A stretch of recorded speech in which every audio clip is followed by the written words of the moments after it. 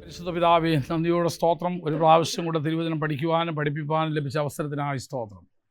അവിടെ ഞങ്ങളോട് കൂടെ ഇരിക്കും, ഞങ്ങളുടെ ബുദ്ധിയെ പ്രകാശിപ്പിക്കും, ആവശ്യമായ ജ്ഞാനവും ആലോചനയും ഞങ്ങൾക്ക് നൽകി തരും. ദൈവകൃപയെ ഞങ്ങളെ മറച്ചാട്ട് യേശുവിൻ നാമത്തിൽ തന്നെ, ആമേൻ. ഓക്കെ, നമ്മൾ പഠിച്ചു തന്നിരുന്ന നിയമം എന്തോ അവസാനത്തെ ഏതായിരുന്നു നമ്മൾ പഠിച്ചത്? സംസ്കരണം എന്ന ടൈം എന്ന് പറഞ്ഞാൽ അതിൻ്റെ ചുരുക്കം പറഞ്ഞാൽ എന്തോ അതിൻ്റെ പറഞ്ഞേക്കുന്നത്? ഒരു നേതാവും ഒറ്റ ദിവസം കൊണ്ട് നേതാവാവുന്നില്ല.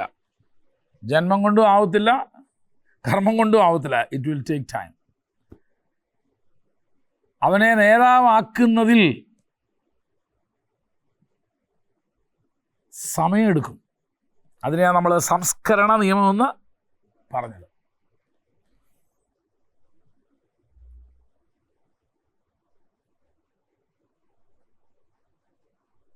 അപ്പോൾ അതിന് നമ്മൾ മനസ്സിലാക്കേണ്ട ഒരു 4 കാര്യം കൂടെ പറഞ്ഞേക്കാം. ഒരു നേതാവായിട്ട് നീ ഇരിക്കുന്നെങ്കിൽ അതിനകത്ത് പ്രത്യേകിച്ച് ഈ നിയമത്തോടുള്ള ബന്ധത്തിൽ മനസ്സിലാക്കേണ്ട ഒരു 4 കാര്യം.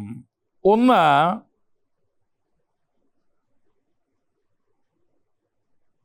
നിനക്കൊരു കാര്യം അറിയില്ലെങ്കിൽ അറിയില്ലെന്ന് പറയണം.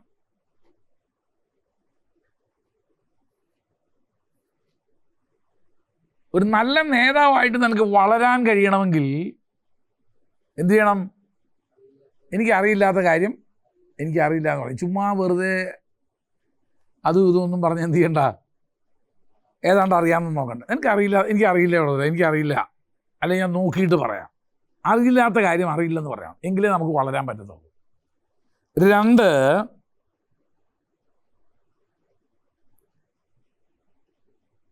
എനിക്ക് എന്തറിയില്ലെന്നുള്ളത് ഞാൻ അറിയണം. മനസ്സിലായില്ല? എനിക്ക് എന്തറിയില്ല എന്നുള്ളതിനെക്കുറിച്ച് ഞാൻ അറിവുള്ളവനായിരിക്കണം. ഉദാഹരണം, എനിക്ക് ഡ്രൈവിംഗ് അറിയില്ല, പിന്നെ ഞാൻ ക്ലച്ച് ഇട് ബ്രേക്ക് ഔട്ട് എന്നും പറയുന്നൊരു യാതൊരു അർത്ഥവുമില്ല. എനിക്ക് എന്നാൽ താനായിട്ടോളം പറഞ്ഞ് മാറിയിരുന്നു കഴിഞ്ഞാൽ ഞാൻ പെട്ടു. അപ്പം എനിക്ക് എന്തറിയില്ല എന്നുള്ളത് എന്ത് ചെയ്യണം? ഞാൻ അറിഞ്ഞിരിക്കണം. അപ്പോൾ ആദ്യത്തെ എന്തുവാ? എനിക്ക് അറിയില്ലാത്തത് അറിയില്ല എന്ന് പറയാൻ പഠിക്കണം. 2, എനിക്ക് എന്തറിയില്ല എന്നുള്ളത് ഞാൻ അറിഞ്ഞിരിക്കണം. 3, എൻ്റെ അറിവ് വളരുമ്പോൾ ആ അറിവ് വെളിപ്പെടും. എൻ്റെ അറിവ് വളരുമ്പോൾ ആ അറിവ് വെളിപ്പെടും എന്ന് പറഞ്ഞതിൻ്റെ അർത്ഥം എന്തുവാ? ഏതെങ്കിലും ഒരു കാര്യത്തെക്കുറിച്ച് എനിക്ക് അറിയാമെങ്കിൽ അതെൻ്റെ ജീവിതത്തിൻ്റെ ഏതെങ്കിലും ഭാഗങ്ങളിൽ എന്ത് ചെയ്യുന്നറിയാമോ? അത് വെളിപ്പെട്ടുകൊണ്ടിരിക്കും. അതൊരു പക്ഷേ എൻ്റെ സംസാരത്തിലായിരിക്കാം, എൻ്റെ പ്രവൃത്തിയിലായിരിക്കാം, എവിടെങ്കിലും അതെന്ത് ചെയ്യുന്നറിയാമോ? എൻ്റെ അറിവ് വെളിപ്പെട്ടുകൊണ്ടിരിക്കും. നേരെ തിരിച്ച് നിൻ്റെ അറിവില്ലായ്മയും എന്ത് ചെയ്യും? വെളിപ്പെടും. നമ്മൾ അറിവിനെക്കുറിച്ച് പറയുന്നതുകൊണ്ട് മാത്രമേ അത് പറഞ്ഞത്. അപ്പം ഞാൻ എന്ത് ചെയ്യണം? എൻ്റെ അറിവുകൾ എൻ്റെ ജീവിതത്തിൽ എവിടേക്കോ വെളിപ്പെടുന്നു എന്നുള്ളൊരു ബോധ്യം എനിക്കുള്ളത് കൊണ്ട് ഞാൻ എന്ത് ചെയ്യണം? അറിയാൻ ശ്രമിച്ചിരിക്കണം. അതാണ് 4ാമത്തെ പോയിന്റ് എന്ന് പറഞ്ഞാൽ, എൻ്റെ മുന്നേറ്റം, എൻ്റെ വളർച്ച എൻ്റെ അറിവിൻ്റെ വെളിച്ചത്തിലായിരിക്കും. ഞാൻ അറിയും തോറും വളർന്നുകൊണ്ടിരിക്കും. ഞാൻ അറിയും തോറും എന്ത് ചെയ്യും? അപ്പം എൻ്റെ വളർച്ചയ്ക്ക് അനിവാര്യമായൊരു ഘടകമാണ് എൻ്റെ അറിവ്.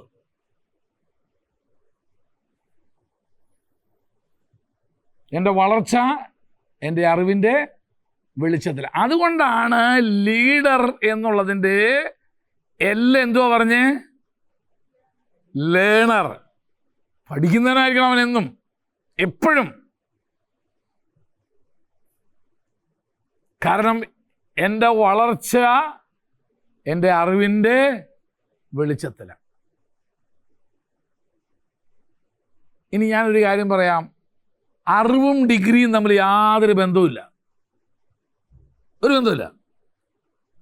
കാരണം കാശ് കൊടുത്താലും ഒരു നല്ല DTP വർക്കർ ഉണ്ടെങ്കിൽ നിനക്ക് എന്ത് ചെയ്യാം? ഏത് ഡിഗ്രി വേണമെങ്കിലും അടിച്ച് ഉണ്ടാക്കിയെടുക്കാം. വ്യാജ ഡിഗ്രി എന്നൊക്കെ ഇല്ലേ, അതൊക്കെ എത്ര എത്ര വൻ പാർട്ടികൾ ഉപയോഗിച്ചെന്നറിയാമോ? അപ്പം ഇത് വളരെ നമ്മൾ ശ്രദ്ധിക്കണം. ചിലരുടെ പേരിൻ്റെ പുറകെ ഇങ്ങനെ അക്ഷരങ്ങൾ എഴുതി എഴുതി എഴുതി യാതൊരു കാര്യവുമില്ല. ഇപ്പോഴും മലയാളം ചൊവ്വേ വായിക്കാൻ അറിയില്ല. പക്ഷെ പേരിൻ്റെ മുമ്പിൽ എന്തുണ്ട്? ഡോ ഉണ്ട്. ഡോ എന്ന് ഡാ എന്ന് വേണം നമുക്ക് അയാളെ വിളിക്കാനായിട്ട്. എവിടെ നാളത്തൊക്കെ കിട്ടിയെന്ന് വേണം ചോദിക്കാൻ അയാളോട്. യാതൊരു അർത്ഥമില്ല. പക്ഷേ പേരിൻ്റെ പുറകിൽ ഒരു ഡിഗ്രിയും വെക്കാത്തവനും പേരിൻ്റെ മുമ്പിലും പിമ്പിലും ഒന്നും വെക്കാത്തവൻ നല്ല അറിവുള്ള നല്ല പരിജ്ഞാനമുള്ള ആളുകളെ ഞാൻ കണ്ടിട്ടുണ്ട്. 4 ക്ലാസ് ചിലപ്പം പഠിച്ച് കാണത്തുള്ളവർ 10 ക്ലാസ് സർട്ടിഫിക്കറ്റ് പോലും അവരുടെ കയ്യിൽ കാണത്തില്ല. അറിവ് എന്ന് പറയുന്നത് കേവലം ഡിഗ്രി സമ്പാദിക്കാൻ വേണ്ടി ഉണ്ടാക്കുന്ന കുറേ കോപ്രായങ്ങളല്ല, എൻ്റെ വളർച്ചയ്ക്ക് എന്നെ സഹായകരമാകുന്ന ഏതെന്ന് കണ്ടെത്തി അത് സ്വായത്തമാക്കുന്നതാണ് അറിവെന്ന് പറയുന്നത്. അപ്പം ഞാൻ എന്താണോ ചെയ്യാൻ ആഗ്രഹിക്കുന്നത്, ഞാൻ എവിടേക്കാണോ എൻ്റെ വളർച്ച ഞാൻ കൊണ്ടുപോകുക, അല്ല ഏതൊരു മണ്ഡലത്തിലാണോ അല്ലെങ്കിൽ ഏതൊരു ഫീൽഡിലാണോ ഞാൻ വളരാൻ ആഗ്രഹിക്കുന്നത്, ഞാൻ നേടുന്ന അറിവുകൾ മുഴുവൻ എന്തിലായിരിക്കണം? ആ ഫീൽഡിലായിരിക്കണം. അപ്പോൾ ഒരാൾ പാസ്റ്ററാവാൻ ആഗ്രഹിക്കുന്നതെന്ന് വെച്ച് കഴിഞ്ഞാൽ എങ്ങനെ ഒരു നല്ല പാസ്റ്ററാവാൻ സാധിക്കും? ഒരു നല്ല പാസ്റ്റർക്ക് ഉണ്ടായിരിക്കേണ്ട ഒരു ഗുണം എന്തുവാ പറഞ്ഞേ? ഒരു നല്ല പാസ്റ്റർക്ക് ഉണ്ടായിരിക്കേണ്ട ഒരു ഗുണം എന്തുവാ? സൗമ്യനായിരിക്കണം, പിന്നെ ക്ഷമയുള്ളവനായിരിക്കണം, ആടുണ്ടാവണം, കരുതുന്നവനായിരിക്കണം, വിളിയുണ്ടായിരിക്കണം. ഒരു നല്ല പാസ്റ്റർക്ക് സ്നേഹം ഉണ്ടായിരിക്കണം, മാതൃകയായിരിക്കണം, പ്രാപ്തനായിരിക്കണം, ദൈവത്തിൽ വിശ്വസിക്കാനായിരിക്കണം, ഘനശാലിയായിരിക്കണം. ഞാൻ ഉദ്ദേശിച്ച ആരും പറഞ്ഞില്ല. വചന പരിജ്ഞാനം വേണം അയാൾക്ക്. നല്ല സൗമ്യനായ ഒരാളാവൊന്നും പ്രസംഗിക്കാൻ അറിയില്ലെങ്കിൽ വിശ്വാസിയൊക്കെ വിട്ടുപോകും. ആടൊക്കെ ഒത്തിരി ഉണ്ട്, പക്ഷെ ആടിനെ തീറ്റ കൊടുക്കാറില്ലെങ്കിൽ ആദ്യം വേണ്ടതൊക്കെ എന്താ അറിയുമോ? വചന പരിജ്ഞാനം വേണം. You should know the word. വചനം എന്തുവാണെന്നറിയണം. അപ്പം എന്ത് ചെയ്യണം? കിട്ടുന്ന സമയമൊക്കെ എന്ത് ചെയ്യണം? വചനം വായിക്കണം. വായിക്കേ ഒത്തിരി വായിക്കേ. കാരണം ഒരു വിഷയം വരുമ്പോൾ, അല്ലെങ്കിൽ ഒരാൾക്ക് വേണ്ടി പ്രാർത്ഥിക്കുമ്പോൾ, ഒരാളൊരു വിഷയമായിട്ട് വരുമ്പോൾ ആ വിഷയത്തോടനുബന്ധിച്ച് ഒരു വചനം നിനക്ക് പറയാൻ കഴിയണമെങ്കിൽ അതിനകത്തുണ്ടായിരിക്കണം. പരിശുദ്ധാത്മാവ് ഉടനെ ബോധ്യം തരും. ഈ വചനം വെച്ച് പ്രാർത്ഥിക്കാൻ പറയും, ഈ വചനം അവനോട് പറയാൻ പറയും. പരിശുദ്ധാത്മാവ് നിങ്ങൾക്ക് എന്ത് ചെയ്യുന്നു പറഞ്ഞാൽ ഓർമ്മപ്പെടുത്തുക ചെയ്യുന്നത്, അല്ലേ? അങ്ങനെ പറയുന്നല്ലേ? ഓർമ്മപ്പെടുത്താൻ അകത്തുണ്ടാവണ്ടേ? അന്നേരം ഒരു പുതിയ വാക്യം നിൻ്റെ വായി തരാൻ പറ്റുമോ? ചിലർക്ക് വചനത്തിൽ ഇല്ലാത്ത ചില വാക്യങ്ങൾ പറഞ്ഞ് പ്രാർത്ഥിക്കുന്നത് കേട്ടിട്ടുണ്ട്. കാര്യം എന്നാ? അയാൾക്ക് വചനം അറിയില്ല. അപ്പോൾ ഒരു ഇടയ ശുശ്രൂഷയാണോ നിന്റെ വിളി? ആദ്യം നീ പ്രാവീണ്യം എടുക്കേണ്ടത് എന്തോത്തിലാ? വചനത്തിലാ.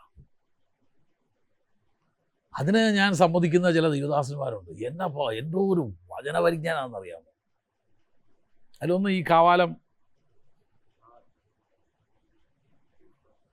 എന്നാ വചന പരിജ്ഞാനം അയാൾക്ക് വലിയ വിദ്യാഭ്യാസമൊന്നുമില്ല. അയാളുടെ വചന പരിജ്ഞാനത്തിന് കൊടുക്കണോ? അപ്പോൾ അയാൾ പ്രസംഗിക്കുന്നത് വേണമെങ്കിൽ 1000 പ്രസംഗം കേട്ടിട്ടോ ഡോക്ടറേറ്റ് കൊടുക്കുക അയാൾക്ക്. അതുപോലെ അയാൾക്ക് ആ വിഷയത്തെക്കുറിച്ച് പഠിച്ചോ അറിഞ്ഞ് വചനത്തെക്കുറിച്ച് അത്രയും ജ്ഞാനമുണ്ട് അയാൾക്ക്.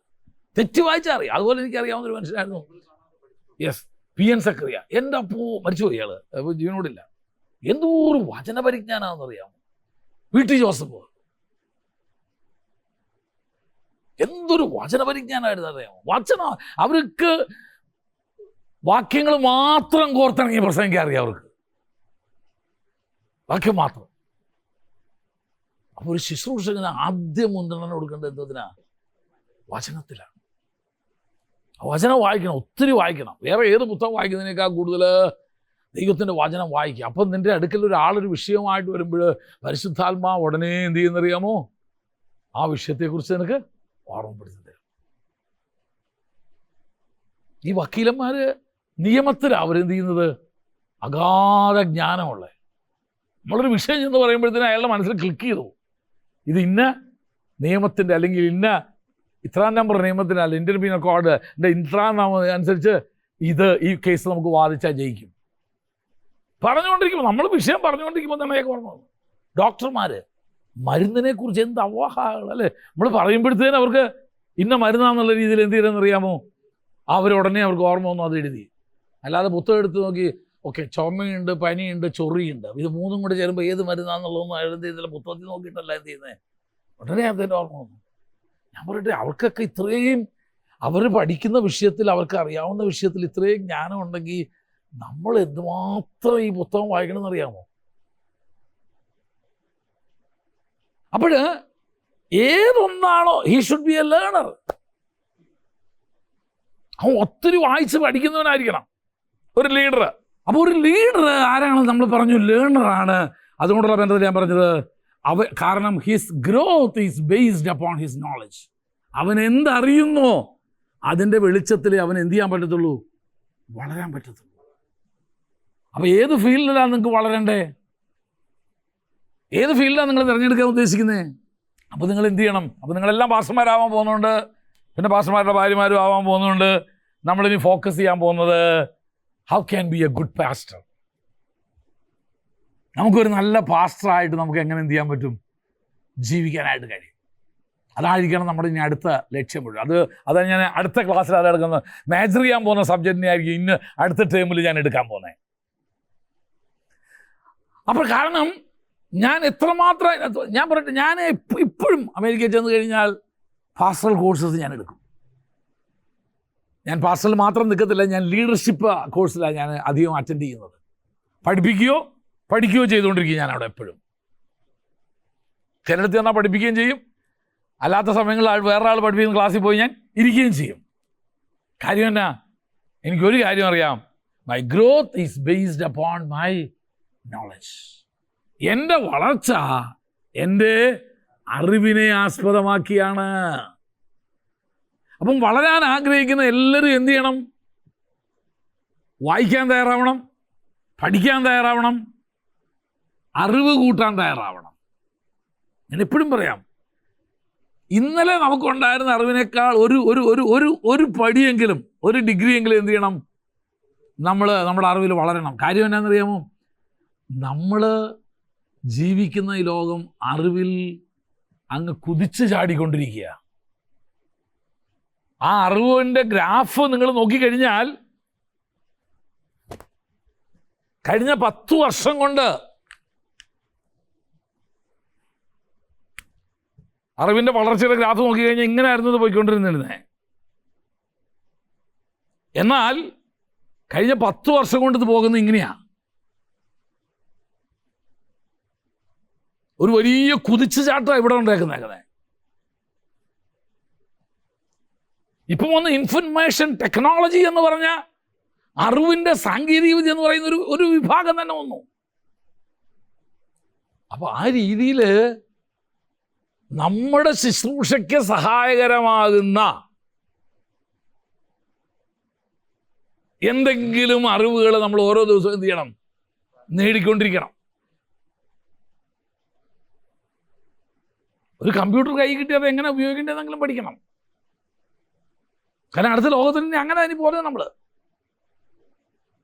അപ്പോൾ എന്തെങ്കിലും നമ്മുടെ ജീവിതത്തിന്, നമ്മുടെ വളർച്ചയ്ക്ക്, നമ്മുടെ ശുശ്രൂഷയ്ക്ക് വളരാൻ പര്യാപ്തമായിരിക്കുന്ന ഒരറിവും കൂടെ ഓരോ ദിവസവും നമ്മൾ എന്ത് ചെയ്യണമെന്നറിയാമോ? നേടണം.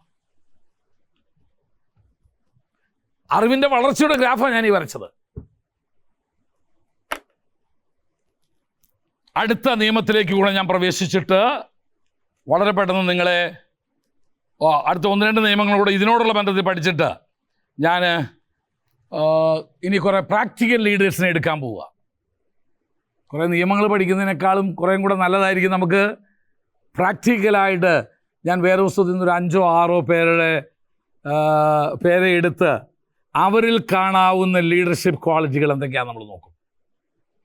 അതോടുകൂടെ ഈ ക്ലാസ്സിന് നമ്മൾ സമാപ്തി കുറിക്കും. അപ്പോൾ ഇന്ന് നമ്മൾ പഠിക്കാൻ പോകുന്നത് നാവിക നിയമം എന്ന് പറയുന്നൊരു നിയമമാണ്. എന്ന് പറഞ്ഞാൽ എന്തുവാ? സ്റ്റിയറിംഗ് പിടിക്കാൻ എല്ലാവരെ കൊണ്ടും പറ്റും, വണ്ടി ഓടിക്കാൻ എല്ലാവരെ കൊണ്ടും പറ്റില്ല. അതാ എൻ്റെ ജോലിക്ക് മലയാളത്തിൽ പറഞ്ഞ നാവിക നിയമം.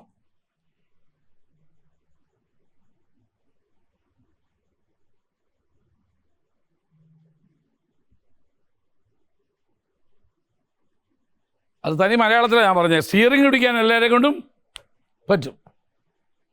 നമ്മുടെ എല്ലാഴ്ച പോലും സ്റ്റിയറിംഗ് പിടിച്ചോളൂ ഇല്ലേ?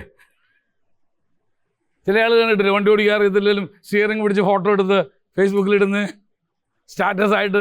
സ്റ്റിയറിംഗ് പഠിക്കാൻ എല്ലാവരെ കൊണ്ടും പറ്റും, പക്ഷെ വണ്ടി ഓടിക്കാൻ എല്ലാവരെ കൊണ്ടും പറ്റില്ല. എന്നാൽ അങ്ങ് ഓടിക്കാൻ പറഞ്ഞിട്ട് നമ്മളൊന്ന് മാറിയിരുന്ന് നിൽക്കുക, ഒന്ന് ഓടിക്കേ, ഇത്രയും ക്ലച്ച് ഇട്, ഇത് ചെയ്യുക, ഒന്ന് സ്പീഡ് കുറയ്ക്കുക, ഇതൊക്കെ ഇത്രയൊക്കെ അറിയാമെങ്കിൽ എന്താണെന്നാ ഒന്ന് ഓടിക്കപ്പാ, ഓടിച്ചോ. അതാണ് ഈ നിയമത്തിൽ നമ്മൾ പഠിക്കാൻ പോകുന്നത്. നമ്മുടെ ഭാഷ പറഞ്ഞ വാഴ അടിക്കാൻ എല്ലാവരെയും കൊണ്ടും കഴിയും, കാര്യത്തോട് വരുമ്പം ആളെ കാണത്തില്ല. ആ പ്രസംഗിക്കാൻ എന്നാ ഇത്ര വലിയ പാട്? എന്നാ ഈ ആഴ്ച പ്രസംഗിച്ചോ, അത് തന്നേക്കാം. തലേന്ന് തൊട്ട് വയറിളക്കം തുടങ്ങി. കാര്യം എന്നാ? പ്രസംഗം ഇതുവരെ ശരിയായിട്ടില്ല, ലൂസ് മോഷനാണ്. എന്ത് അത്? കഴിച്ച ഭക്ഷണത്തിൻ്റെ ഒന്നുമല്ല, ആങ്സൈറ്റി ലൂസ് മോഷനാണത്. കണ്ടില്ലേ? പരീക്ഷയ്ക്ക് മുമ്പ് എന്ത് അസ്വസ്ഥതയാ, പരീക്ഷ കഴിയുമ്പോഴത്തേന് എവിടുന്ന ഈ വിശപ്പെല്ലാം കൂടെ വന്നതെന്ന് അറിയത്തില്ല. അതുവരെ എന്തോ കഴിക്കാൻ പറഞ്ഞാലും കഴിക്കത്തില്ല, ആങ്സൈറ്റി. അതുകൊണ്ട് തലവേദനയുണ്ട്, ഒത്തിരി പ്രശ്നമുണ്ടോ. ആങ്സൈറ്റിക്ക് കോസ് ഒത്തിരി കാര്യങ്ങൾ ഉണ്ടാക്കാൻ പറ്റും. ഇതാണ് ഈ നിയമത്തിൽ ഞാൻ നിങ്ങളെ പഠിപ്പിക്കാനായിട്ട് പോകുന്നത്.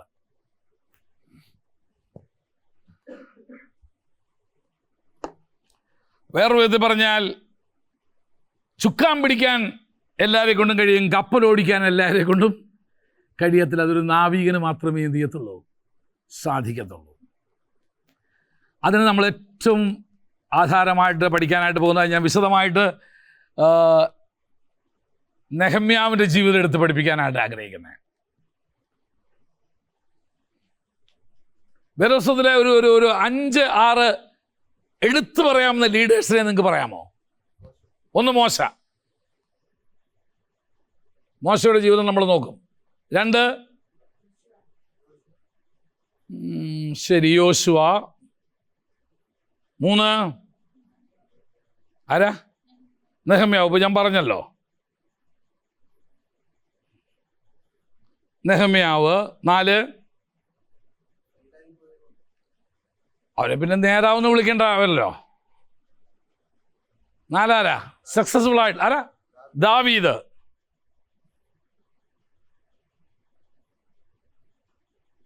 നമുക്കൊക്കെ ഇനി പുതിയ നിയമത്തിലോട്ട്, ഇതെല്ലാം OT-ആണ്. പഴയ നിയമത്തിൽ നമ്മൾ കാണുന്നതാ. ന്യൂ ടെസ്റ്റ്മെന്റിൽ ആരൊക്കെയാ? കേട്ടില്ല. യേശു. അടുത്തത് ടിപ് ടോപ്പോ? പൗലോസ്.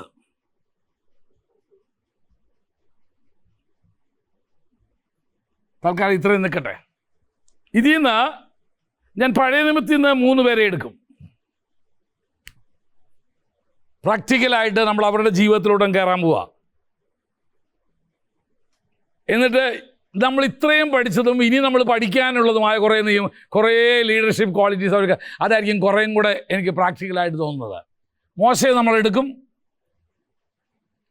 നെഹമ്യാവിനെ നമ്മളെടുക്കും. കാരണം മോശയും യോശുവയും ഇയാളുടെ സീസൺ ആയതുകൊണ്ട് ഒത്തിരി റിഫ്ലക്ഷൻ കാണാൻ വരില്ല. അതുകൊണ്ട് പിന്നെ മോശയെ പഠിച്ചാൽ ശരിക്കും യോശുവയെ പഠിച്ചതിന് തുല്യ. അടുത്തത് ദാവീദ് രാജാവ് എന്നുള്ള രീതിയിൽ. നെഹമ്യാവ് യെരൂശലേമിൻ്റെ മതിൽ പണിയുന്ന വ്യക്തിയാണ്, അല്ലാണ്ട് രാജഭാര്യമൊന്നും അവനല്ലായിരുന്നു. ഇവിടെ വരുമ്പോൾ യേശു, അപ്പോസ്തലനായ പൗലോസ്, ഈ 5 പേരെ എടുത്തായിരിക്കും അടുത്ത ലീഡർഷിപ്പ് ക്ലാസ്സുകളിൽ നമ്മൾ ലീഡർഷിപ്പ് ക്വാളിറ്റീസ്, നേതൃത്വ ഗുണങ്ങൾ എന്തൊക്കെയാണ് നമ്മൾ പഠിക്കാൻ പോകുന്നത്. നമുക്ക് നെഹമ്യാവിൻ്റെ ജീവിതത്തിലേക്ക് നമുക്ക് തുടങ്ങാം. ടെക്സ്റ്റ് ബുക്ക് ഏതായിരിക്കും നെഹമ്യാവിൻ്റെ ജീവിതത്തെക്കുറിച്ച് പഠിക്കാനായിട്ടുള്ളത്? ബൈബിൾ തന്നെ. എന്ത് എല്ലാവരും ഇല്ലയോ?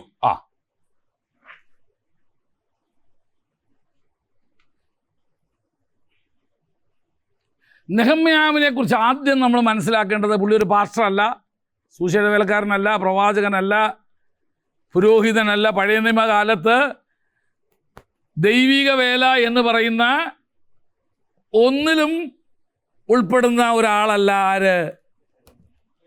നെഹമ്യാവ്. കാരണം ലേവി ഗോത്രത്തിലോ പുരോഹിത കുലത്തിലോ പിന്നെ പ്രവാചകനോ രാജാവോ പുരോഹിതനോ ഒന്നും അല്ല നെഹമ്യാവ്. പുള്ളി ആരായിരുന്നു? പിന്നെ രാജാവിൻ്റെ പാനപാത്രവാഹന, കൊട്ടാര ജോലിക്കാരനായിരുന്നു പുള്ളി. പക്ഷെ ദൈവം അവനെയാണ് ഒരു വലിയ ദൗത്യത്തിന് എടുത്ത് ഉപയോഗിക്കുന്നത്. അതിൽ നിന്ന് ഒരു കാര്യം ഞാൻ പറയാം, ഗോഡ് ക്യാൻ ചൂസ് എനിബഡി. ദൈവത്തിന് ആരെ വേണമെങ്കിലും തൻ്റെ ദൗത്യം നിർവഹിക്കാൻ, തൻ്റെ വേല ചെയ്യാനായിട്ട് ദൈവത്തിന് ഉപയോഗിക്കാം. രണ്ട്, ഇവിടുന്ന് പറയാൻ ആഗ്രഹിക്കുന്ന രണ്ടാമത്തെ വിഷയം എന്തുവാ ചോദിച്ചു കഴിഞ്ഞാൽ, നമ്മൾ വേലയെന്നോ ദൗത്യമെന്നോ കാണുന്നതൊന്നും അല്ല തമ്പുരാൻ്റെ. മതിൽ കിട്ടുന്ന അങ്ങനെ വല്ല ജോലിയാണോ? ദൈവിക നെഹമ്യാവ് ആകെ ചെയ്തതാ എന്തുവാ? യെരുശലേമിലെ മതിൽ പണിതു. അത് കാണാൻ വലിയ പണിയാണോ? ശവൻ ചെയ്ത ശുശ്രൂഷ സ്വർഗം അംഗീകരിച്ചു എന്നുള്ളതിൻ്റെ തെളിവാണ് 66 പുസ്തകങ്ങളൊന്നും അവൻ്റെ പുസ്തകമായിട്ട് മാറിയത്. ദൈവം നമ്മളെ ഏൽപ്പിക്കുന്ന ഏത് ചെറിയ ദൗത്യവും ദൈവത്തിൻ്റെ ദൃഷ്ടിയിൽ വലിയ ദൗത്യമാണ്. കാരണം അത് ദൈവം ഏൽപ്പിച്ചു എന്നുള്ള കാരണം കൊണ്ട്. ഞാൻ പറഞ്ഞ ആശയം നിങ്ങൾക്ക് മനസ്സിലായോ? അല്ലാതെ പ്രവചനം മാത്രമല്ല, പൗരോഹിത്യ ശുശ്രൂഷ മാത്രമല്ല, രാജ്യഭരണം മാത്രമല്ല, ദൈവത്തിൻ്റെ പദ്ധതിയിൽ, ദൈവിക വേലയിൽ ഒരു ചെറിയ കാര്യം പോലെങ്കിലും ദൈവം നിന്നെ ഏൽപ്പിക്കുന്നെങ്കിൽ, അത് നീ വിശ്വസ്തയോടെ ചെയ്യുന്നെങ്കിൽ, ദൈവം അതിനെ ദൈവിക വേലയായി തന്നെ കണക്കാക്കുന്നത്. അതിന് ഏറ്റവും നല്ല തെളിവാണ് നെഹമ്യാവിൻ്റെ ജീവിതം. ഞാൻ പറഞ്ഞല്ലോ, പുരോഹിതനല്ല, പ്രവാചകനല്ല, രാജാവല്ല. അക്കാലത്തെ അഭിഷിക്ത ശുശ്രൂഷ എന്ന് പറയുന്നത് ഇത് മൂന്നുമാണ്. ഇവരെ മൂന്നുപേരെ അഭിഷേകം ചെയ്യാറുള്ളൂ. പക്ഷെ നെഹമ്യാവ് ഇതൊന്നുമല്ല. പക്ഷെ അവനെ ദൈവം ഒരു ദൗത്യം ഏൽപ്പിച്ചപ്പോൾ അവൻ ആ ദൗത്യം എങ്ങനെ നിർവഹിച്ചെടുത്തു എന്നുള്ളതാണ് നമ്മൾ പഠിക്കാൻ പോകുന്നത്. അപ്പം ടൈറ്റിൽ എഴുതിക്കോ, the leadership qualities in the life of Nehemiah. നെഹമ്യാവിൻ്റെ ജീവിതത്തിൽ നാം കാണുന്ന നേതൃത്വ ഗുണങ്ങൾ. ഒരു ലീഡർ എങ്ങനെ ആയിരിക്കണം? ഒരു ലീഡറിൽ കാണേണ്ട നേതൃത്വ ഗുണങ്ങൾ എന്താണെന്നാണ് നമ്മൾ പഠിക്കാൻ പോകുന്നത്. നെഹമ്യാവിൻ്റെ പുസ്തകം 1-ാം അധ്യായത്തിൻ്റെ 1-2 വാക്യങ്ങളായി ആദ്യം വായിക്കാം.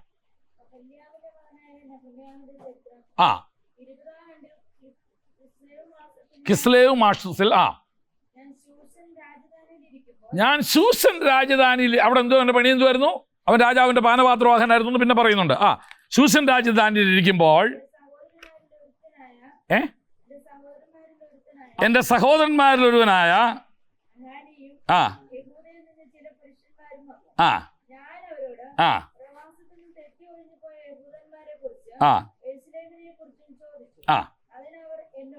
ഒരു ലീഡർക്കുണ്ടായിരിക്കേണ്ട ഒന്നാമത്തെ ഗുണം അവിടെ കാണാം. എന്തുവാ അവിടെ?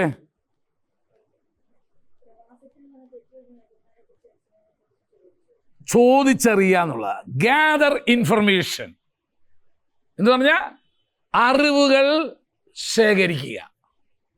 ഒരു ലീഡർക്ക് ഉണ്ടാക്കുന്ന ഒന്നാമത്തെ ഗുണം അതാ. വാക്യം 1-2 1-ാം അധ്യായത്തിന് 1-2 അടി പറയേണ്ടത് എന്തുവാ? ഞാൻ വായിച്ചേ, ശ്രദ്ധിച്ചോ കേട്ടോ. എന്തുവാ? ഞാൻ എന്ത് ചെയ്തു?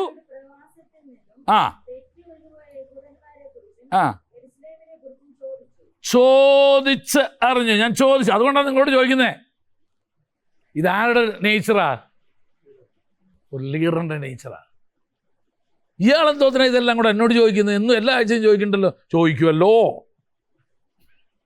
ചോദിക്കണമല്ലോ. പ്രവാസത്തിൽ നിന്ന് കുറെ ജനങ്ങള് നെഹമ്യാവ് ജോലി ചെയ്ത രാജകൊട്ടാരത്തിലേക്ക് രാജാവിനെ കാണാൻ വന്നപ്പോഴ് നമ്മളാണെങ്കിൽ ഒഴിഞ്ഞു മാറിയനല്ലേ. വിളിച്ചത് പറഞ്ഞു, അവിടെ ഇരിക്കുന്ന ജനത്തിൻ്റെ സ്ഥിതി എന്താ? പ്രവാസത്തിൽ പോയവരൊക്കെ എങ്ങനെ ഇരിക്കുന്നു? The first quality of a leader is enquire, ചോദിച്ചറിയുക. അപ്പോൾ ഒരു പാസ്റ്റർ വിശ്വാസിയെ കാണുമ്പോൾ ചോദിക്കണം, എന്താ ഇന്നലെ ആരാനിക്ക് വരാഞ്ഞ്? വന്നവനോട് ചോദിക്കണം. വന്നിട്ട് ഇന്നലെ എന്തോ ഗ്രഹിച്ച്. ഇപ്പോൾ ഒരാൾ ക്ലാസ്സിൽ കയറാൻ ചോദിച്ചില്ലയോ, കഴിഞ്ഞ ക്ലാസ്സിൽ എന്തോ പഠിച്ചതെന്ന് എന്ത് ചെയ്യണം? ചോദിക്കണം. ദ ഫസ്റ്റ് ക്വാളിറ്റി, ആരാഞ്ഞറിയുക, അല്ലെങ്കിൽ ചോദിച്ചറിയുക, അല്ലെങ്കിൽ അറിവുകൾ ശേഖരിക്കുക. ഇതെല്ലാം ഒറ്റ കാറ്റഗറി പെടുന്നതാ. അതുകൊണ്ടോ നിങ്ങൾക്കെല്ലാം? നമുക്ക് കണ്ട് ഒന്നോൻ്റെ കുറ്റവും കുറവും അറിയാൻ വലിയ രസമല്ലേ. 2 വായിച്ചോ, നമ്മളത് മുഴുവൻ വായിച്ച് തീർക്കണേ എനിക്കാ. ആ ആ ആ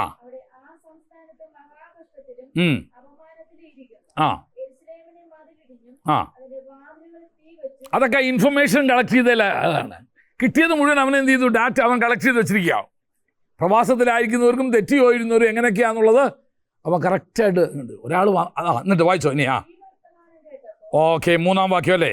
അതെ, വേറൊരാൾ വായിച്ചോ.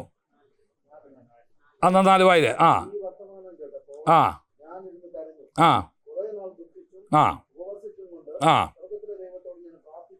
ദ സെക്കൻഡ് ക്വാളിറ്റി, രണ്ടാമത്തെ എന്നാണെന്നറിയാമോ?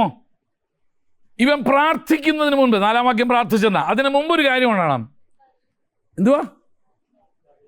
കരയുന്നതിനൊക്കെ മുമ്പ്. കരയിലും പ്രാർത്ഥിക്കുന്നു വെച്ചാൽ കേട്ട പ്രശ്നങ്ങളുമായിട്ട് നീ ഒരു താതാത്മ്യം പ്രാപിക്കണം. യു ഹാവ് ടു നിനക്ക് ഈ വിഷയം കേൾക്കുമ്പോൾ അത് നിൻ്റേതാണ്, എനിക്കതിനകത്തൊരു പങ്കുണ്ട്,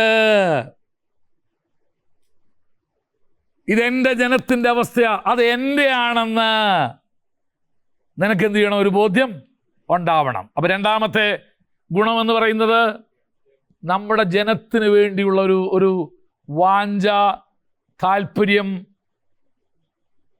ജനത്തോടുള്ളൊരു അനുകമ്പ. ഈ വിഷയങ്ങൾ കേട്ടപ്പോൾ കരയുന്നതിന് മുമ്പ് ആദ്യം എന്തോ ഉണ്ടാകണം? അകത്തൊരു അനുകമ്പ ഉണ്ടാവണം, താല്പര്യം വേണം. നെഹമ്യാവിന് രണ്ടാമതുണ്ട്.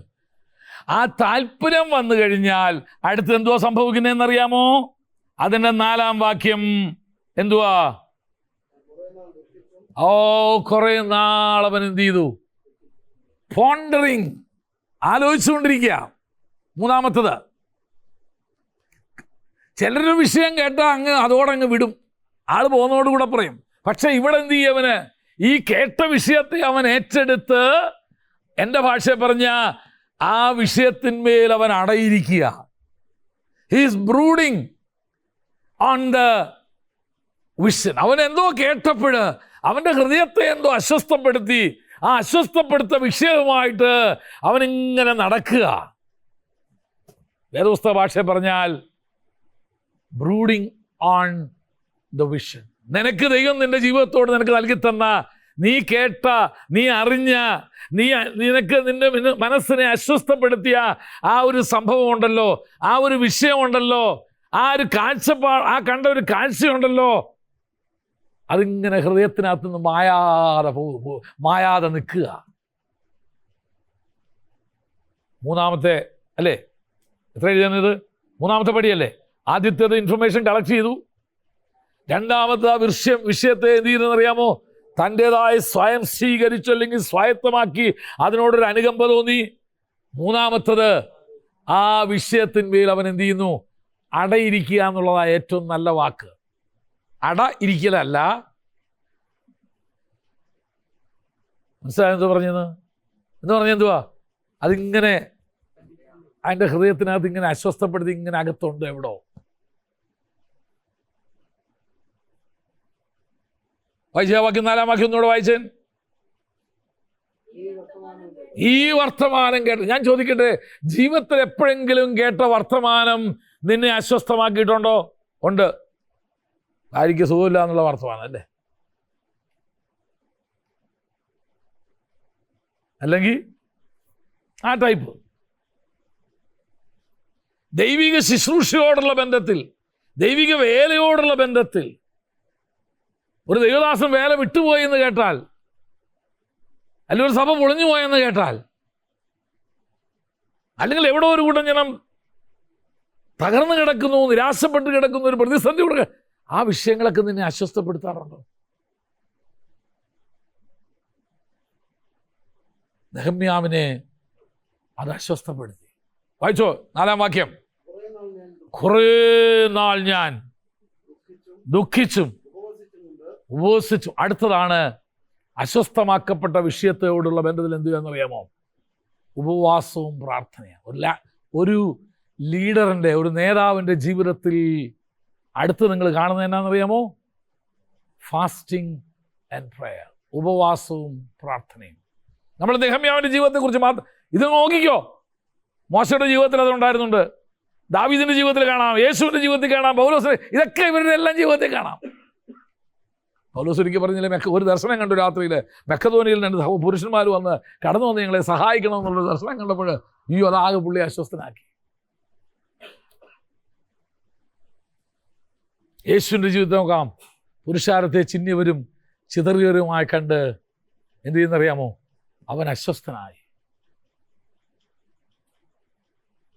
തല ഉയർത്തി നോക്കിയപ്പോഴും നിലങ്ങളൊക്കെ വിലഞ്ഞു കിടക്കുന്ന കണ്ടു. അയ്യോ, ഇത് കൊയ്തെടുക്കാൻ ആളില്ലല്ലോ, അത് വല്ലവൻ്റെയും നിലയല്ലേ, പോകട്ടെ എന്നല്ല പറഞ്ഞേ. അവൻ അസ്വസ്ഥനായി.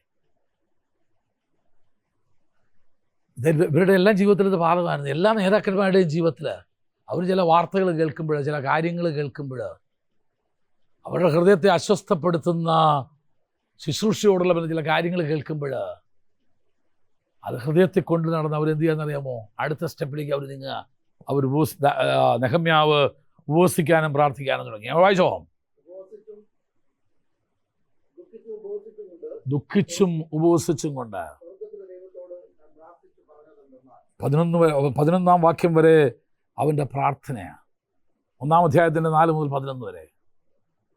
ആ പ്രാർത്ഥന നിങ്ങളൊന്ന് ശ്രദ്ധിച്ചേ. വളരെ അത് ഒരു പഠിച്ചു വെച്ച പ്രാർത്ഥനയല്ല. It's a pouring out of his heart. തൻ്റെ ഹൃദയത്തെ പകരുന്ന ഒരു പ്രാർത്ഥന. പല ടൈപ്പുണ്ട്. കർത്താവേ നൽകി തന്ന ഈ ആഹാരത്തിനായി സ്തോത്രം എന്നൊക്കെ പ്രാർത്ഥിക്കുന്ന ഹൃദയം പകർന്ന പ്രാർത്ഥനയൊന്നുമല്ല അത്. അതും പ്രാർത്ഥനയൊക്കെ തന്നെ. പക്ഷെ ഈ പ്രാർത്ഥന നിങ്ങൾ നോക്കിയാൽ 4 മുതൽ 11 വരെയുള്ള വാക്യങ്ങളൊന്ന് വായിച്ചാൽ നിങ്ങൾ, സ്വർഗത്തിലെ ദൈവമായ യഹോവേ, നിന്നെ സ്നേഹിച്ച് നിന്റെ കൽപ്പനകളെ പ്രമാണിക്കുന്ന, നിയമവും ദയയും പാലിക്കുന്ന മഹാനും ഭയങ്കരനുമായ ദൈവമേ, നിന്റെ ദാസന്മാരായ ഇസ്രായേൽ മക്കൾക്ക് വേണ്ടി ശ്രദ്ധിച്ച് രാവും പകലും നിന്റെ മുൻപാകെ പ്രാർത്ഥിക്കുന്ന,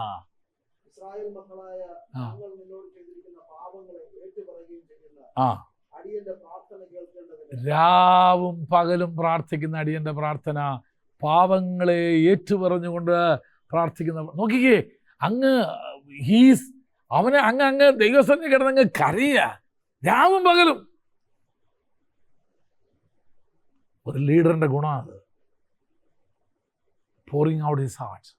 തൻ്റെ ഹൃദയത്തെ ദൈവത്തിന് മുൻപാകെ അവന് കരയുക ചെയ്യുന്നത്. വായിച്ചു വന്നിട്ട്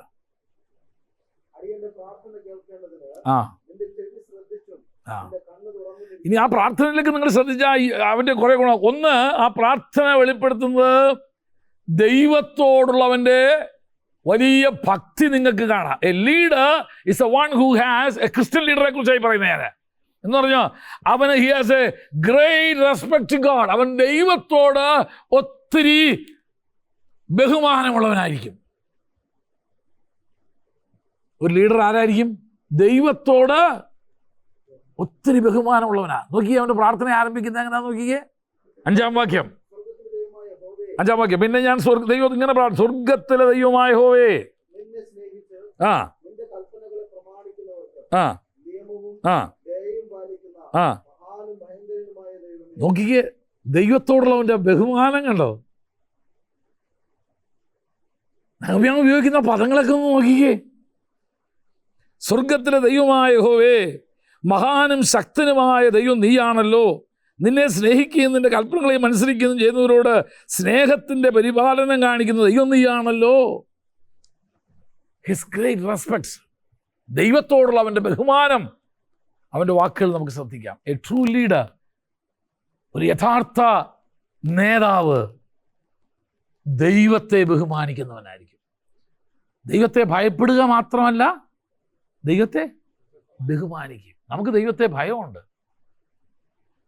രണ്ട് കാര്യങ്ങൾ അല്ല ഭയപ്പെടും. ഒന്ന്, കള്ളത്തരം കണ്ടുപിടിച്ചാലോ എന്നുള്ള പേടി. രണ്ട്, കണ്ടുപിടിച്ചാൽ ശിക്ഷിച്ചാലോ എന്നുള്ള പേടി. ആ പേടിയാണ് നമുക്കധികം. ഇവിടെ അതല്ല. ഇത് ദൈവത്തോടുള്ള ആദരവും ഭക്തിയും. ദൈവം ആരാന്നറിഞ്ഞിട്ട്. എ ട്രൂ ലീഡർ, നെഹമ്യാവിൻ്റെ ജീവിതത്തെക്കുറിച്ചാണ് പഠിക്കുന്നത്. Has a great respect to the lord. ഇനി അവിടെ ഉപയോഗിച്ചേക്കുന്ന ഒരു പദമുണ്ട്.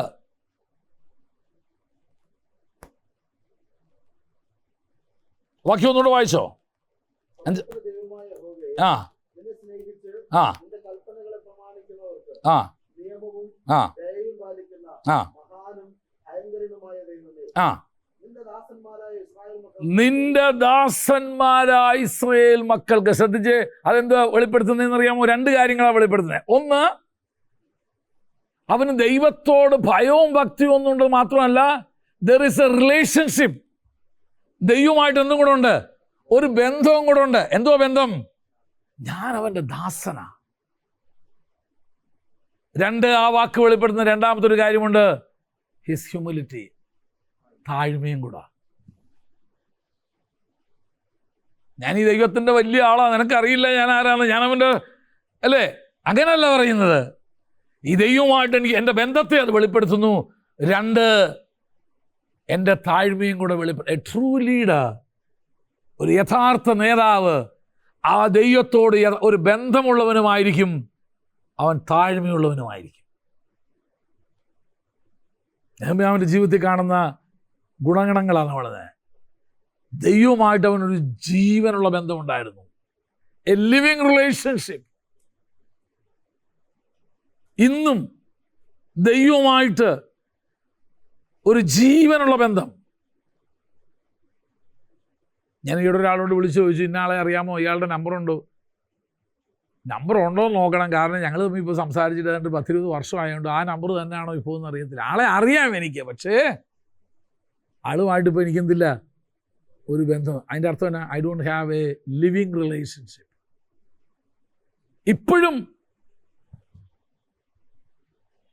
കർമ്മോന്മുഖമായിരിക്കുന്ന, ചലനാത്മകമായിരിക്കുന്ന, ജീവനുള്ള ഒരു ബന്ധം എനിക്ക് ഇല്ല. എനിക്ക് ആളെ അറിയാം, പക്ഷേ ഞങ്ങൾ തമ്മിൽ സംസാരിച്ചിട്ട് ഇപ്പോൾ ഏതാണ്ട് 20 വർഷത്തോളമായി. നെഹമ്യാവിൻ്റെ ജീവിതത്തിലല്ല, he had a living relationship. എന്നിട്ട് പറയാ, ഞാൻ ആ ദൈവത്തിൻ്റെ ഒരു ദാസനാണ്. That shows. ഇതാരാ പറയുന്നതെന്ന് ഓർക്കണം. ആരാ പറയുന്നേ? ആരുടെ പാനപാത്രമാകാൻ? രാജാവിൻ്റെ പാനപാത്രം. രാജാവ് കുടിക്കണമെങ്കിൽ ഇവൻ ടേസ്റ്റ് ചെയ്തതിന് ശേഷമേ കുടിക്കത്തുള്ളൂ. ആഹാരത്തെക്കാൾ വലുതാ പാനീയം.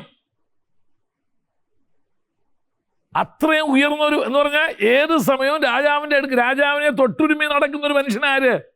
നെഹമ്യാവ്. ഇത് കുടിക്കണ്ടെന്ന് പറഞ്ഞാൽ രാജാവ് കുടിക്കില്ല. ആ മനുഷ്യനാ പറയുന്നേ.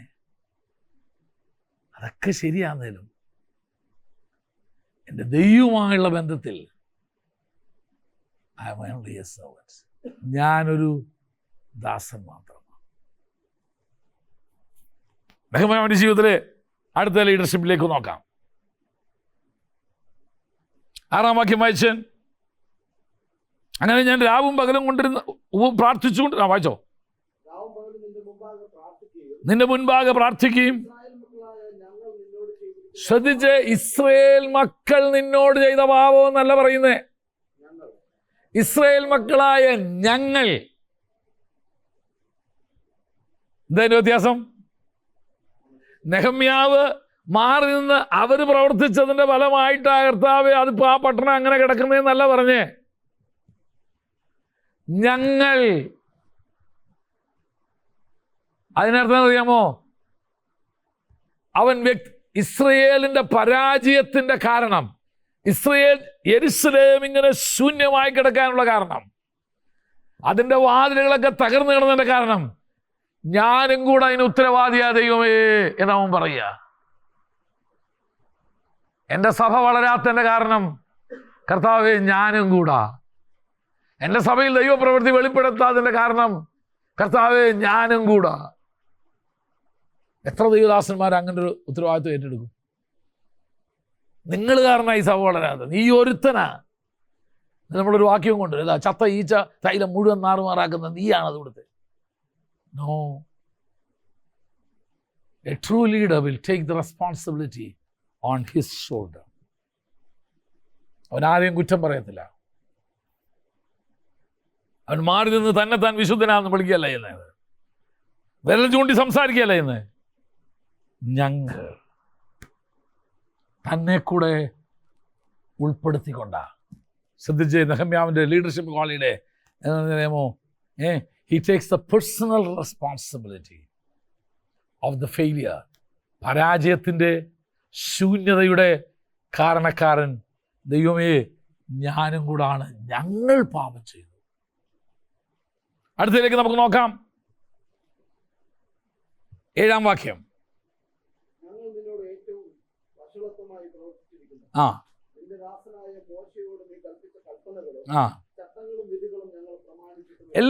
ഞങ്ങൾ ഞങ്ങൾ ഞങ്ങൾ എന്നുള്ള പറയുന്നത് ശ്രദ്ധിച്ച്. നമ്മളാണെങ്കിൽ പറഞ്ഞ അവരെന്ത് ചെയ്തില്ല? പ്രമാണിച്ചില്ല. അവരങ്ങനെ നടന്നില്ല, അവരങ്ങനെ ചെയ്തില്ല. അതുകൊണ്ടല്ലേ നോ നോ നോ ഒരിക്കലും പറയുന്നില്ല. ഞാനിവിടെ അതിനകത്ത് പങ്കാളിയാണ്. A true leader takes up the responsibility. ഉത്തരവാദിത്വം ഏറ്റെടുക്കുക. പരാജയത്തിൻ്റെ, തോൽവിയുടെ നെഹമ്യാവിൻ്റെ ജീവിതത്തിൽ കാണുന്ന ഒരു കാര്യമാണ്. എന്നിട്ട് അടുത്ത വാക്യം. ആ ആ ആ ആ ആ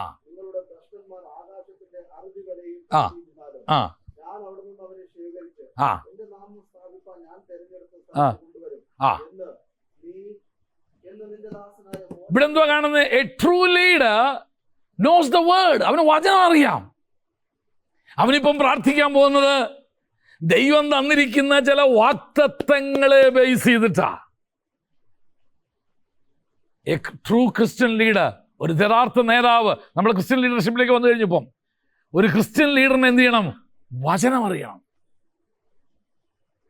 നെഹമ്യാവ് പ്രാർത്ഥിക്കുന്ന, കർത്താവേ നീ ഇങ്ങനെ പറഞ്ഞിട്ടുണ്ട്, പാപം ചെയ്താൽ ചിതറിക്കുമെന്നും അനുതപിച്ചാൽ ഭൂമിയുടെ അറുതി വരെ പോയിരിക്കുന്നവരാണെങ്കിലും ഞാൻ അവരെ എന്ത് ചെയ്യും? മടക്കി വരുത്തുമെന്നും നീ പറഞ്ഞിട്ടുണ്ടല്ലോ. Do it. അത് ചെയ്യണേ. ഞങ്ങൾ അനുതപിക്കാൻ തയ്യാറാ, ഞങ്ങൾ കരയാൻ തയ്യാറാ, ഞങ്ങൾ മടങ്ങി വരാൻ തയ്യാറാ. നിന്റെ വചനപ്രകാരം നീ ഞങ്ങളെ ചിഹ്നിപ്പിച്ചതുപോലെ നീ ഒരു വാഗ്ദത്തം പറഞ്ഞിട്ടുണ്ടല്ലോ, അനുതപിച്ചാൽ ഭൂമിയുടെ അറ്റം വരെ പോയിരിക്കുന്നതാണെങ്കിലും ഞാൻ നിങ്ങളെ മടക്കി വരുത്താമെന്ന് പറഞ്ഞിട്ടുണ്ടല്ലോ.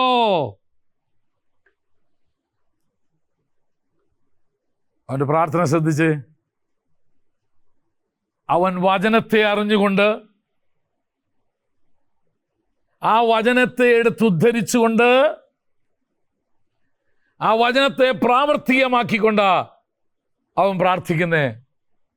If God did that, പാപം ചെയ്ത ജനത്തെ ദൈവം ചിതറിച്ചെങ്കിൽ അതേ ദൈവം പറഞ്ഞേക്കുന്നു, അനുതപിച്ചാൽ ഞാൻ മടക്കി വരുത്താമെന്ന് കർത്താവേ നീ ചെയ്യണം. മനസ്സിലായോ നിങ്ങൾക്ക്? ഒരു ലീഡറാ, ഒരു ലീഡർ ദൈവസന്നിധിയിൽ ഇരുന്ന് പ്രാർത്ഥിക്കുന്നതിന്, കർത്താവേ നിന്റെ വചനത്തിൽ നീ പറഞ്ഞിട്ടുണ്ട്, ഭാരതത്തിൽ ദൈവം ഉണർവായിക്കുമെന്ന് വിശ്വസിക്കുന്നതിൻ്റെ കാരണം ഞാൻ പറഞ്ഞുതരാം. ഗോതമ്പ് മണി നിലത്ത് വീണ് ചത്താൽ അനേക മടങ്ങ് ഫലം കായ്ക്കുമെന്ന് ദൈവം പറഞ്ഞിട്ടുണ്ട്. അങ്ങനെയാണെങ്കിൽ കർത്താവേ, കഴിഞ്ഞ 10 വർഷത്തിൻ്റെ ഇടയിൽ ഭാരത മണ്ണിൽ മരിച്ചു വീണ സുവിശേഷകന്മാർ എണ്ണമറ്റതാ. നീ ഫലം തന്നേ പറ്റൂ. അത് നിന്റെ പ്രമാണം, നീ പറഞ്ഞേക്കുന്ന വാഗ്ദത്തമാണ്. നീ ചെയ്തേ പറ്റൂ. അത് ദൈവദാസന് വചനവും അറിയത്തില്ല, വാഗ്ദത്തം അറിയത്തില്ല. പിന്നെ പുള്ളി എന്താ വെച്ചാ പ്രാർത്ഥിക്കുന്നേ? അപ്പൊ നെഹമ്യാവ് സർക്കാർ ജോലിക്കാരനാണെങ്കിലും വചനം അറിയാവുന്ന ഒരുത്തനാ. ഇവിടെ ഭാഷയ്ക്ക് അറിയത്തില്ല. വചനം വേണമെങ്കിൽ ആ വിശ്വാസിയോടെ വിളിച്ച് ചോദിക്കുക, അല്ലേ? ഉണ്ട്. എനിക്കറിയാം ചില ആളുകൾ ഭാഷമാർക്ക് വാക്യമുണ്ടെന്ന് അറിയാം, പക്ഷെ അത് കിട്ടണമെങ്കിൽ ആരോട് ചോദിക്കുക? വിശ്വാസിയെ വിളിച്ചു ചോദിക്കുക. കാരണം ഭാഷയേക്കാൾ വചനപരിജ്ഞാനം എന്തുണ്ട്? വിശ്വാസിക്കുണ്ട്. അത് ഓർത്തോണം. ഭാഷ ഇന്നലെ വിശ്വാസത്തിൽ വന്ന ആളാണ്. 3 വർഷം സ്കൂളിൽ പഠിച്ചു വന്ന ഉടനെ ഭാഷ കിട്ടിയത്. ഇവൻ ജനിച്ചു വീണതിനകത്താ. വചനം അവന് നല്ലപോലെ അറിയാം. ചില ഭാഷമാർ പ്രാർത്ഥിക്കുന്നതിനേക്കാളും ഉഗ്രനായിട്ട് വിശ്വാസി പ്രാർത്ഥിക്കുമല്ലോ. കാര്യം എന്നാ?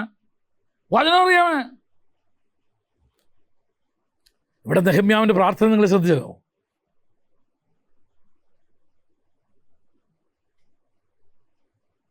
എട്ടാം വാക്യം വായിച്ചോ.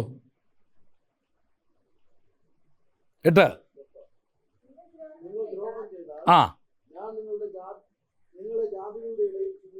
നിങ്ങൾ ദ്രോഹം ചെയ്താൽ ഞാൻ നിങ്ങളെ ജാതികളുടെ ഇടയിൽ ചിഹ്നിച്ചു കളയും.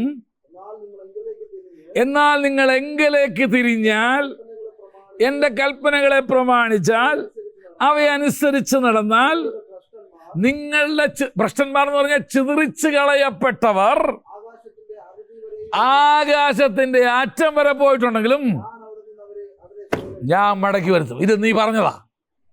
ഞങ്ങളിതാ മടങ്ങി വന്നേക്കുന്നു. ഇന്നും ആ വ്യവസ്ഥ വെച്ച് നമുക്ക് ജീവിതങ്ങളോട് പറയാം.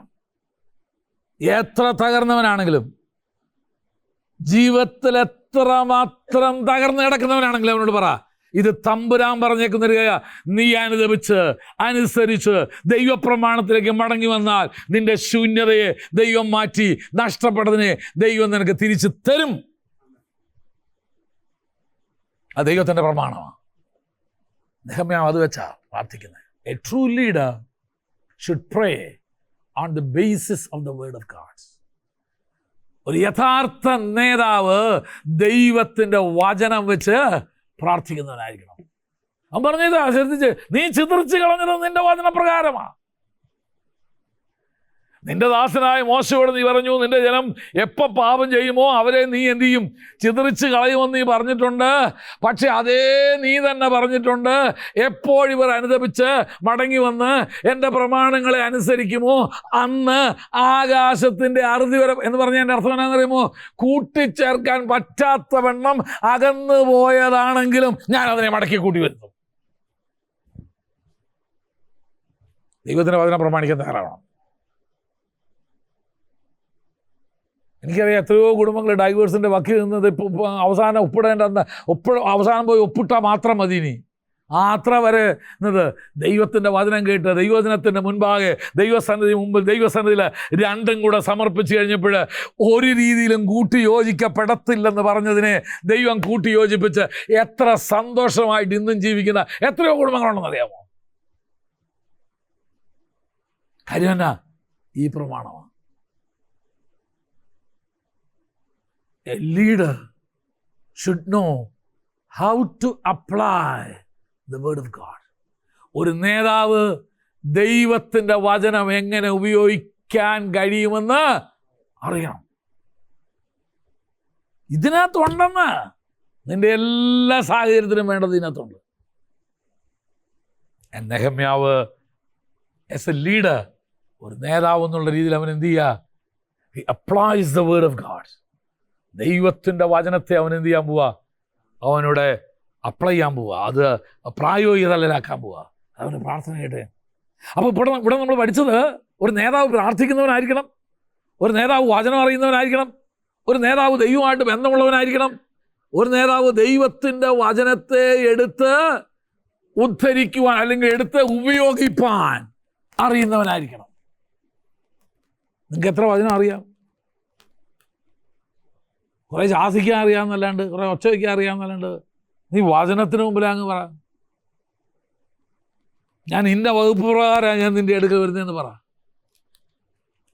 A true leader. നമ്മളോടെല്ലാം പഠിച്ചു, അവന് പ്രാർത്ഥിക്കാൻ അറിയണം, അവൻ ഉപവസിക്കുന്നവനായിരിക്കണം, അവൻ്റെ ഉള്ളിലൊരു ഭാരം വഹിക്കുന്നവനായിരിക്കണം, അവൻ്റെ ദൈവത്തെക്കുറിച്ച് അവന് ദൈവവുമായിട്ട് നല്ല ബന്ധം ഉണ്ടായിരിക്കണം, ആ ദൈവം തന്നിരിക്കുന്ന വാക്തത്വങ്ങൾ വചനങ്ങളെക്കുറിച്ച് അവന് നല്ല ബോധ്യം ഉണ്ടായിരിക്കണം. അതെങ്ങനെ ഉപയോഗിക്കണമെന്ന് അവൻ അറിയണം. നെഹമ്യാവ് അത് ചെയ്യുക. താഴോട്ട് വായിച്ചു വന്നിട്ട് 10 വരെ എത്തിയോ? ആ ആ ആ ആ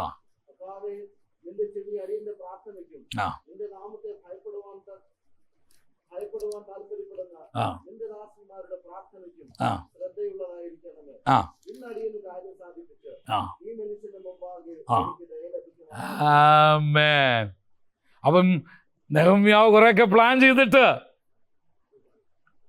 ആണ് ഈ പറയുന്നത്. എൻ്റെ അവസാന വാക്യത്തിൽ പറഞ്ഞ എന്തുവാ? കർത്താവ് ഇന്ന് അടിയന് നമ്മളാണെങ്കിൽ പറഞ്ഞു, കർത്താവ് നെഹമ്യാവ് ഇതാ പോകുന്നു, നീ കൂടെ വന്നോണമെന്നല്ല, നീ പിന്നാലെ വന്നോണം അല്ലേ. നെഹമ്യാവ് പറയുന്നത് എന്നാണെന്നറിയോ?